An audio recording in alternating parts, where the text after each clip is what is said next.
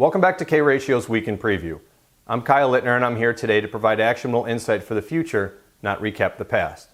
In this week's episode, we'll highlight one particular area of the domestic supply chain that remains overheated despite declining national volumes. Now, this particular aspect of our new normal in the times of COVID-19 is something that's been felt by anyone who's visited a grocery store in the past 3 weeks, but will be especially prominent for those in the week ahead. Now first, let's set the stage with where we currently sit.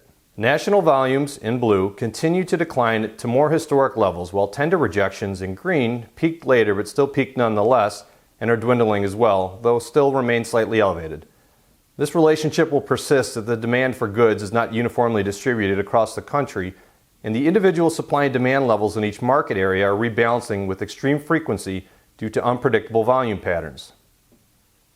We've highlighted this in the past, and specifically with the ongoing inversion between major markets and lesser warehousing type markets. This dynamic will continue to play out, but will reduce in the days ahead as it's now time to replenish those distribution centers and warehouses. A quick glance at a volume chart comparing Los Angeles in blue against Harrisburg, Pennsylvania, it's a major market area for warehousing and distribution centers and displayed in orange, depicts the dramatic and opposing volume movements between the two types of markets. The need to get consumer staples to the U.S. population is the primary driver in today's supply chain, but the main goal is moving away from the DC to grocery store loads, as you can see by the drop in the orange line towards the right side of the chart.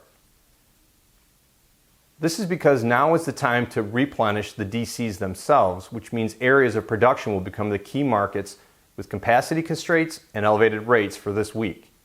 And what specific commodity is needed most? Well, apparently that's chicken. And the number of stores with chicken supplies can seemingly be counted on one hand, which means any market with a large poultry presence will become the key market for this week.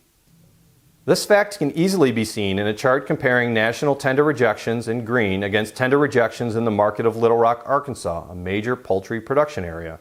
Both ascended at nearly the same rate, but as national cancellations and then rates pulled back, Little Rock remains high to this day and rates are no different.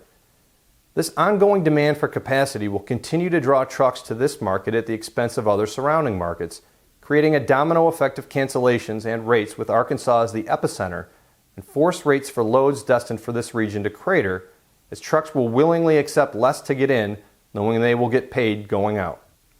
Now that aspect alone reinforces the doctrine that we've been describing recently, and that's paying attention to the destination of the load now more so than ever. One last note before we let you go. Not quite yet, but probably the topic for our next episode will be the return of the dominant factor inside of our entire supply chain after a months-long hiatus. That's right, maritime import volumes to West Coast ports have returned to normal levels, and what, where, and how we deal with all of this freight will disrupt everything we're currently experiencing. I'd like to give a big thank you to everyone who sent questions to our open and ongoing Q&A. If you keep sending them, we promise to keep answering them. So leave them in the comments of the post below, email them to info@k-ratio.com, or you can send them to me directly. To stay up to date on everything freight, follow us on LinkedIn. Or for more information on protecting your margins, our award-winning freight intelligence platform, or dynamic pricing even in this extreme environment, check us out at k-ratio.com. Please stay safe, and thank you again for watching.